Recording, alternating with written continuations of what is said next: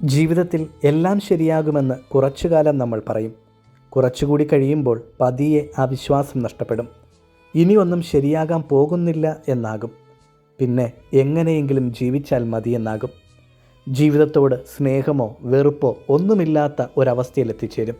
ഓർക്കുക, നിന്റെ പ്രതിസന്ധികളിൽ ദൈവത്തിലുള്ള വിശ്വാസം നഷ്ടപ്പെടുത്താതെ ദൈവകരം പിടിക്കാൻ നീ തയ്യാറായാൽ തളർന്നാലും തകർന്നാലും വീണുപോകാൻ ദൈവം നിന്നെ അനുവദിക്കില്ല. ദൈവം നിന്നെ കൈപിടിച്ചുയർത്തുക തന്നെ ചെയ്യും. അവഗണിക്കുന്നത് എന്നും സ്വന്തക്കാരാണ്. അതാണ് ഏറ്റവും വലിയ വേദനയും. സ്വീകരിക്കേണ്ടതും അംഗീകരിക്കേണ്ടതും നമ്മൾ സ്വന്തമെന്ന് കരുതുന്നവരല്ലേ. സ്വന്തക്കാർ മനസ്സിലാക്കിയില്ലെങ്കിൽ വേറെ ആര് നമ്മെ മനസ്സിലാക്കിയാലും മനസ്സിലൊരു നൊമ്പരമാണ്. ഈയൊരു നൊമ്പരം യേശുവും പങ്കുവെക്കുന്നുണ്ട്. അവനെ സംശയത്തോടെ നോക്കിയതും അംഗീകരിക്കാൻ മനസ്സ് കാണിക്കാത്തതും അവൻ്റെ സ്വന്തം ദേശമായിരുന്നു. മറ്റുള്ളവർ നിന്നെ മനസ്സിലാക്കാത്തപ്പോൾ, അംഗീകരിക്കാത്തപ്പോൾ സങ്കടപ്പെടണ്ട. നിന്നെ അംഗീകരിക്കുന്ന, മനസ്സിലാക്കുന്ന ക്രിസ്തു നിൻ്റെ കൂടെയുണ്ട്.